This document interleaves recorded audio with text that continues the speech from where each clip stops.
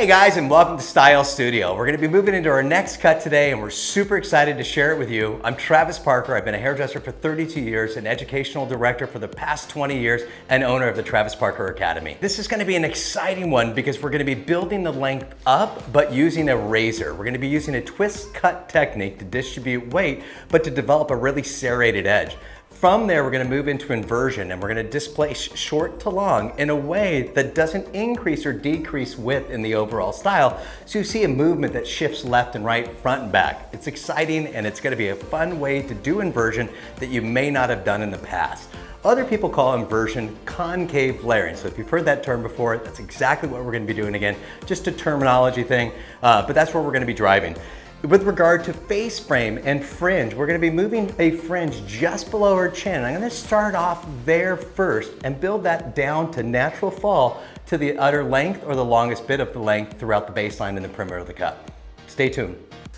All right guys, so I'm just lubricating her hair right now. I'm intensifying the moisture in it. I want it to be quite wet. As we talked about earlier, we're going to be using a razor and we always want to use that lubricant against the razor blade, against the hair, so it doesn't destroy the cuticle layer. The other thing I want to put out that I'm not going to show you on camera, but has been done prior to the actual cut, is a change of the razor. You want to switch your razor every single time you cut the hair. The next thing that we're going to do is we're going to start to break down our sectioning pattern. And like we always do, we're going to break it down into a quadrant first based upon where the profile part lives with a cross section, which is our radial section. And from there, we're going to move into a dropped horseshoe. In our other video, or one of our other videos, we did a dropped perimeter horseshoe. So this is going to be a modification to that. And it's gonna start with moving off natural calic direction in the back, which does give me a radial at a slight diagonal forward. And from there, we are going to, at the parietal ridge and mid-recession, we are gonna divvy up the hair with a horizontal section, seeing which hair is gonna live on the sides of the head versus or gonna live in the length of the hair, I should say, versus the layers. And when I look through this, I see a lot of translucency and transparency. It doesn't seem as thick as I want it to be. So I'm gonna go just a little bit higher. I'm gonna take it from the high recession now, not the mid recession, and just drop a little bit more hair in there. And I'm feeling more comfortable with it, but I'm still not obsessed. I still feel a little bit of a finer element right there. So I'm gonna do a little bit of a transition here, and I'm gonna take a diagonal back here. I'm gonna drop that down, and it's just giving me that much more real estate again that's gonna file into the actual perimeter of the haircut, this being the fringe in the front, into the baseline of the haircut. That dictates one side, so let's get this pinned up. All right, we're gonna start with a profile section behind the radial. From there, I'm gonna find the occipital bone, put my finger towards it, and I'm gonna take the comb with the large teeth and drag my comb with a C-shaped movement or a crescent-shaped movement to the occipital bone. This again, allocating all this hair to what is going to become the length in the actual haircut, and that's separate from the layers. And that's what we always talk about. We have to figure out what our length's gonna be, what our layers are gonna be, and what our face framing's gonna be. So this is just dividing and conquering all of that so that we are present within the section of those three categories. All right, so starting in the back, we're just gonna separate all the hair in the front of the shoulders and move it out of the way.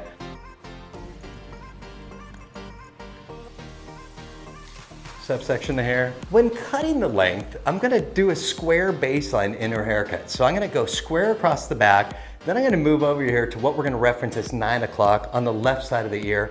Then I'm gonna move over to 3 o'clock as a reference for the right side of the hair. We're gonna cut that line square, cut this line square, and the same thing on the opposite side.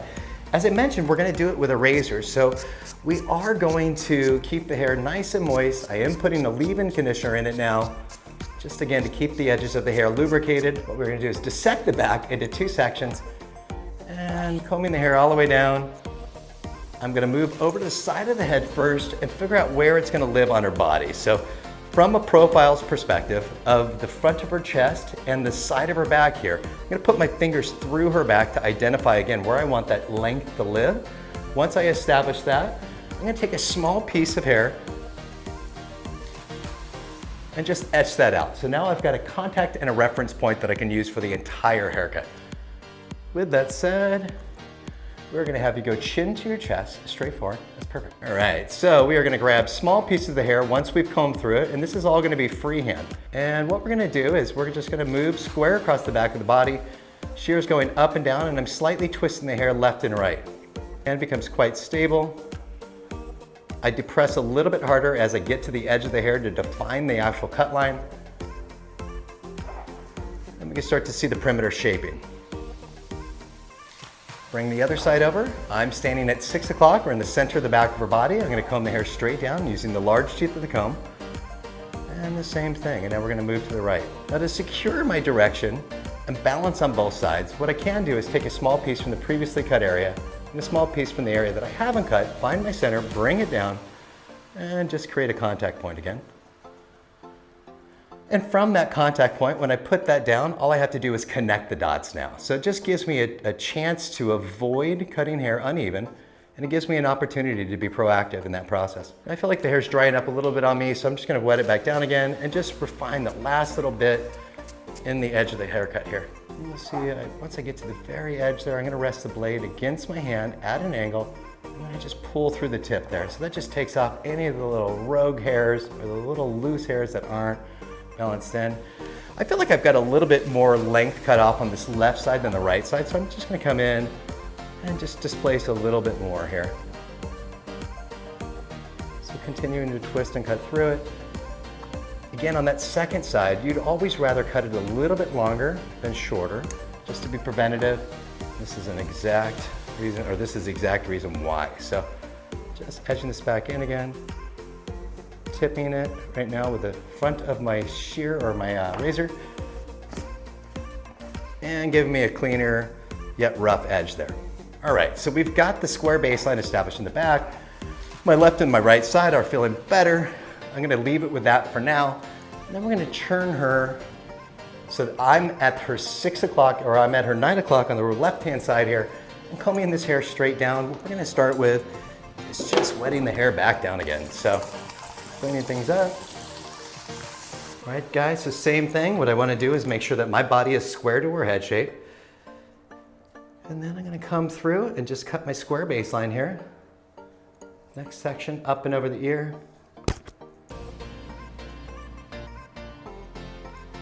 Loose tension on the ear here. I'm even going to cut it just a little bit longer based on the protrusion of the ear. The next section in, and we're just rifling through it like we did in the back, creating a softer edge, but square at the same time.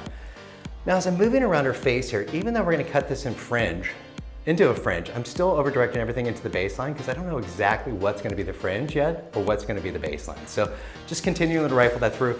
Less twist cutting from the front of the ear forward because the hair's thinner there. I'm not trying to displace weight quite as much. Next side. We just need to match it to the previously cut side. We're gonna pause just for a sec, guys, and just wet this down again.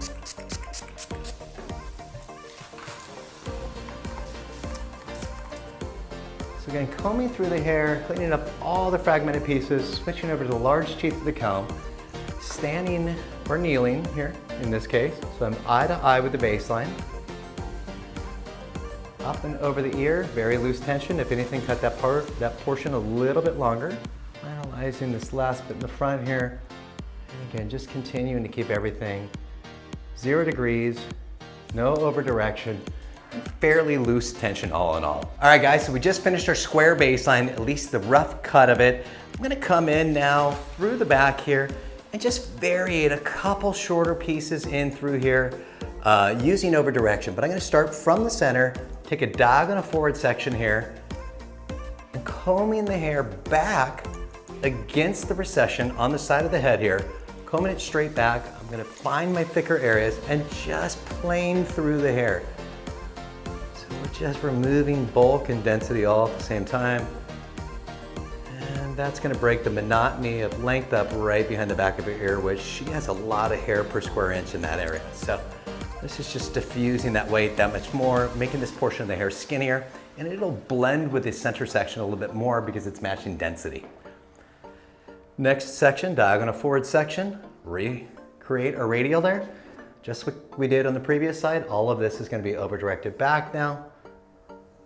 Once it's over directed back, we flatten the hair so it's parallel to the ground. Our razor goes against the hair plane, or I mean flat, and we plane the hair. So just carving through all that additional bulk. And then I'm going to use the tip of the shear just to get into the areas that I couldn't otherwise when I was planing. Bring it over to the side here and just make sure everything blends this direction, which we seem to be in good shape. And I'm just gonna do the same thing over here as well. That side looks good too. So, feeling pretty good about what we've created in the baseline there. We have a new existing length on her face here. Let's turn her around and just make sure everything's looking even. All right guys, so we've finished the baseline now. We've established a square baseline, cut straight across the back, straight around the shoulders here. What we're doing with that is leaving additional weight right behind the back of the ears. So when she pulls her hair over the shoulder right here, she's got that thickness right here, yet she still has plenty of hair allocated to the back. Now that we've established the baseline, what we're gonna do is we're just gonna take all of that hair, we're gonna comb it out of the way. So just getting everything cleanly out of the way so it's not in the way of the next section. Taking the top of the back section out, which is going to be our horseshoe. And what we're gonna start with first in this is building inversion, but we have to look at where the shortest piece is going to live. So with that said, we are gonna take a small profile section in the back, splitting the two sides in half with a parallel section, and from there, we're gonna switch over to our shears again. We're gonna elevate one of these pieces independently from the head, drop it back down again, and I wanna see where it's gonna live in the overall style. So I'm gonna start that first layer right around her chin, which is where we were talking about building the fringe. So cutting from the inside out, I'm gonna cut a line that's got a fine tip to it. If we blunt cut that, you may see a notch in the layering pattern, which can throw off the haircut or just show like a chunk inside the hair. From there, we're gonna comb everything straight out. There's my guide to length. Now I'm gonna continue to comb it straight out, but straight up. So I'm gonna go 90 from the radial here. I'm gonna take it from 90, and I'm gonna drop that even further forward here. And we're gonna move more into a 45, and I'm gonna cut underneath my finger all the way up to the top. Let's comb back through that again and see what we ended up with. Looks pretty good. So feeling good about that. Next section, using a traveling guide, we are going to do a diagonal forward line, grab part of the previous haircut, so we have a starting point and a guide to length. Elevating this straight up, we're gonna go straight off the radial to over direction and 45 from the radial to over direct. Last section here. We're gonna take this, we're gonna keep it on base as well. Going 90, continuing to go 90 from the radial. And then from 90 of the radial, we're gonna drop that back to a 45, and we're gonna cut from our short to our long. And what we should start to see is an increase of length from the center to the side of the head. So as I comb this up, you'll start to see that increase of length there. And just refine a bit of that out. But now we're gonna work with the other side. So just like we did on the previous side, we're gonna take a diagonal back section. Actually, I'll go this way, forgive me. Take a diagonal forward section, not diagonal back. Diagonal forward section here. We're gonna comb the hair just like we did previously. Straight up from the head, 90 at the radial. Once we find that 90, then we're gonna take the 90 and go 45 from there. So find our true 90, drop it to 45 with that over direction. Combing the hair straight up, placing my shears underneath my comb. I'm gonna slightly open and close as I move all the way towards the destination, which is the longest length in this section. Next section is gonna come in a second, but what I'm gonna do is just continue to refine this edge there. I've got a couple more pieces that I'm gonna cut through and feeling pretty good about it. What you're seeing right now is a lot of overhang at the very bottom. That's cool, just allow that to be there. We're gonna get back and navigate that out later on. Continue with diagonal forward sections. Everything stays on base. We're gonna find our 90 again. We're gonna go back to 45. From there to over direct, finding the length underneath our fingers there and cutting short to long once again. Last section in the back of the head, we are going to stay on base. Everything 90 to radial, and from 90 to radial to 45. So finding our guides to length again, and cutting from there to the longest length possible. Now what we will do is once I've got both sides in place, which we do, behind the back of the radial, I'm gonna comb through that section, a parallel section to the radial here, and comb all that hair straight up and just make sure my left side and my right side are flowing in a way that I feel good about it. And what we're gonna start to see is inversion. So moving from a short to a long and through here. I've got just a little bit more on this right-hand side here, so I'm just gonna deep point cut into that, cleaning that up.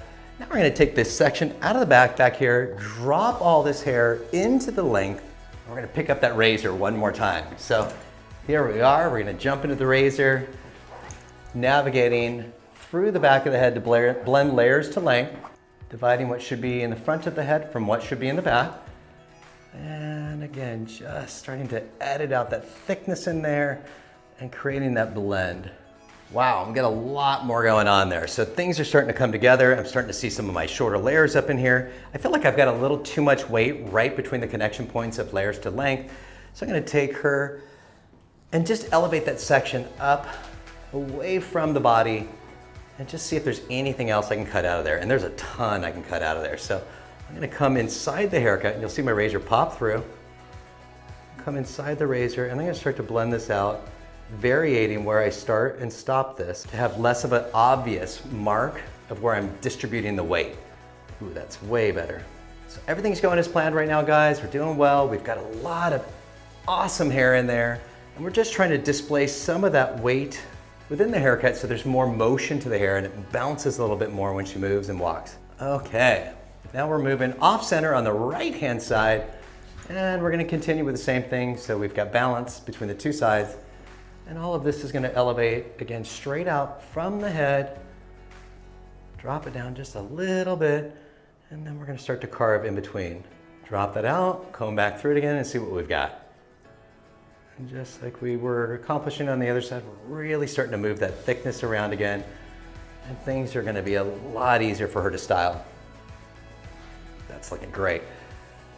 At the radial here, straight out from the head again. On the other side, we actually had a lot of hair kind of towards the bottom behind the back of the radial. So let's see how we look on this side here. I don't have quite as much density on this side, which is usually the case. We're gonna find one side's thicker than the other. It's just the way nature builds us. And it's up to your mastery to discover where the differences are and to try to get them to synergistically marry together and blend in a way that they wouldn't otherwise naturally. All right, guys, so we've got our layers done, we've got our length done. You can see the motion of the hair, the movement. There's a lot more bounce in it. It just has a lot more of a flirtiness to it in general. From there, we're gonna move up to the top now. So we've finished probably about 60 to 70% of the cut. We're moving up into these top sections here that are gonna define the layers at the front of the face. Now, if you recall, we scaled this section a little bit differently than a standard section. We went up a little bit higher because we found that the front of her hair per square inch here, she had a lot less hair. And I won't wait to be down at that bottom there. So if I displace my layers too deep into the haircut, I'm gonna thin this out. So crucial that I stay on top of that and stay present with that. Now, from there, I'm gonna take a slight diagonal forward section. I'm gonna elevate all of this up at the radial, 90 from my profile, and we're gonna elevate all this straight up again, and we'll see if we need to do a 45, which I think we will. So find my 90 first. I'm gonna take a step to the right-hand side, working on the left side here, over direct that past the profile, and come all the way up through the ends there. Next section mirrors the previous section, staying on base, over directing up, finding my 90 from profile, over directing off of that, and then we're gonna continue to navigate through those lengths there. I think I missed a piece, so I'm just gonna come back. Now let's see how we're doing. We realized that there was a lack of density around the face in general. So after that second section there, I'm gonna take this whole last bit and over direct it back to the second section. So over directing it almost back to the radial. And that's just gonna remain, or that's gonna allow hair to remain longer up in the front and keep more weight in there. And I'll personalize it later and carve it all out after the fact. Now, you've seen it in other haircuts that we've done. When we finished one side, we like to use that side as a guide to length for the other side. It just predicts that much more foreseeability and balance on both sides. So we're gonna take this, grab the section that hasn't been cut, and everything underneath that, I'm gonna take a clip and just clip it out of the way so it's clean, it's out of the way, and my comb isn't dragging hair into it that I don't want to be cutting at that moment. Now, On this side here, when I'm cutting the right-hand side, because I'm a right-hand cutter, I've got to come stand on the left-hand side. All right, guys, we mentioned it in previous haircuts, but when we're cutting the second side on the top of the head, we're gonna go off profile and grab a section that's already been cut. That acts as a guide to length and just predicts that much more symmetry in the haircut. From there, on this right-hand side, I'm gonna stand on the left-hand side. I'm gonna find my true 90 at the profile. I'm gonna over-direct that to 45. Once I get that over direction and point, I'm gonna cut underneath my shear again, or underneath my hand again, forgive me, and remove all that external length. I'm gonna comb through it one more time and just make sure things are filing in as the way that we want them to. All right, guys, so we're moving into our second section on the right-hand side. We finished the left side entirely. And if you recall, on the left-hand side, the first section stayed on base, the second section stayed on base, and everything in front of the second section, which is the highest apex of the head, from that point forward, everything's over-directed back to that second section. And the reason that we're doing it is just because she has less hair around her face, and we want that additional weight and additional length that we're gonna carve out after the fact. But for now, with inversion and our layering, staying on base, find our 90 at the profile, over-direct our 90 to about a 45, and continuing to cut from short to long. Combing through it one more time just to make sure we got all of our hairs. There's a couple in there that we missed. We're gonna drop that out. So as we just said, we're gonna take the last bit of this section, all of this hair, we're gonna over-direct it back to the previous. So we are gonna take her just at a slight angle so maybe you can see it from a different perspective here. Grabbing the previously cut area, that will become my stationary guide. From there, once again, we're gonna over-direct everything to that point. Find my 90 at profile. Once I find my 90 at profile, we're gonna over-direct that to a 45. And cut from short to long once again.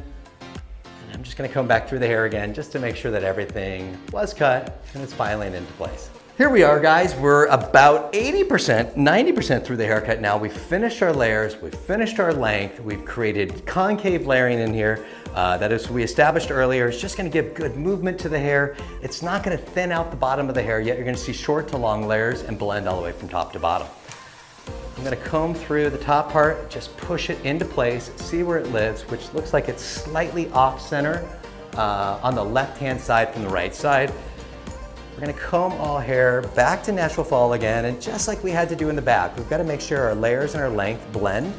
And so we're gonna work through these little stragglers and carve them out. So before I did it with a razor, now in the front of the head, because I'm trying to respect as much density as I can, I'm gonna continue to use the shears on this. So shifting gears from the back to the front, just by reading the medium. So coming to the back of the ear, combing everything straight down, finding my guide to length, and I'm gonna point cut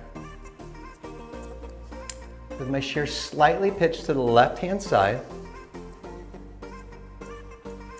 And once I get that in, I'm gonna come back in and just reverse the position of my point cutting so I don't cause any sort of beveling to happen in the baseline or pitch in the baseline. This is parallel point cutting again.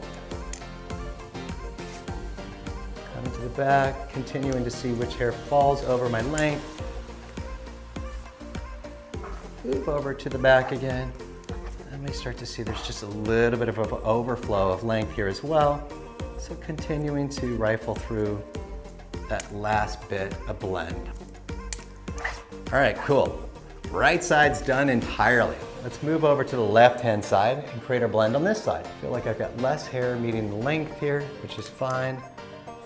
Cutting at an angle, I just have to make sure that I come back at the opposite angle and just distribute that line in the direction of it equally both directions so that I do not cause the hair to whip in a specific direction. So same thing in the back. We're gonna bring this around the back of the shoulder. We're gonna see a little overhang. And once we see that overhang, we're just gonna come back through and just clean up any extra hair we don't need there. All right, so we've talked about forward graduation when it comes to fringe, and today we're gonna talk about natural fall and cutting fringe to the principles of natural fall. Everything is gonna stay aligned T to part. So T to the profile part, I'm gonna take her ear, lean her ear to her right or to her left shoulder as I work on the right-hand side. I'm gonna take everything from the apex of the head, straight to the back of the ear and just push the hair out of the way. So I'm working with this whole palette of hair right here. From there, when my fingers poke through her hair, I'm gonna put my fingers where I wanna have the hair start as far as in its shortest length. I'm gonna go just a little bit below the chin. Shear goes in, shear pitches down. The point of my shear, the moving blade, is gonna be pointing towards the destination that I'm gonna travel to as I cut from short to long. So once again, fingers go in at the starting point, drop it down just a little bit lower, shear goes in, and I'm gonna start to cut from short to long. It's a more subtle fringe, but it's maximizing the potential of weight across that line that we're developing graduation within. This being the finest area of the head, that's exactly why we're keeping this to natural fall and not trying to build any internal layering in any of these areas. Grabbing a piece from the previously cut side, we're gonna use that as a guide to length. We're gonna pull that over to the opposing side, or the side that we're gonna start to work on. And just like we did before, for real estate purposes and getting this big thing called the shoulder out of the way, I'm gonna have her lean her right ear to her right shoulder. Just gives me a little bit of a smoother surface area here. I'm combing all this again to natural fall. So you see I'm not combing it over the cheek. And I bring this up because a lot of us have the tendency to comb forward to get the shoulder out of the way. If we lean the head to the side, the shoulder automatically stays out of the way. And we can keep that line at natural position and natural fall. Taking my shear, same thing as I did before. Cutting from underneath. The shear's pointing towards the destination. Finish up the cut. I may get a little bit more in there. Yeah, just a little bit more around the face here. Perfect. All right, it looks like I got a couple little tails in the front here that I'm just gonna come through and edit out. I'm gonna get my contouring shear, which is a smaller shear, more for detailing, and just edit out some of those lines. Make sure this is blended. I feel like I've got more on this right side than the left side. I do. So you see me coming through it.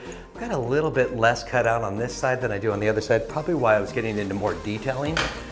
And so I'm gonna just take a step back. I'm gonna lean your left ear to your left shoulder, and I'm just gonna carve a little bit deeper. So once again, guys, just important to cross-check. Just because you thought you were in alignment doesn't mean you actually were. So with all due respect, it just may take a couple times traveling through the same section to make sure that you've got balance on both sides.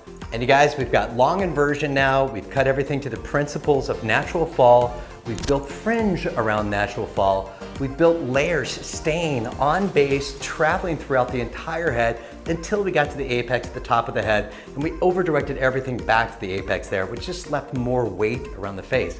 In the very beginning, we did a dropped horseshoe, but we scaled the section a little bit off traditional because it needed to be addressed based upon the density read of her hair. She has a lot less hair per square inch on the sides of her head than she does on the top. So I wanted to give enough weight down at the bottom that I have an established weight line at the base, or the base of the haircut around the front of the shoulder. So super important because again, the contrast of the thickness in the front and the back are radically different. So we had to scale those sections differently all in all. With that said, we did a twist cut technique with a razor through the baseline. I wanted weight to be in it. I wanted a line to be defined, but I wanted that serrated edge at the same time so it didn't look like it was just cut today. Let's get this thing dried and see what it looks like.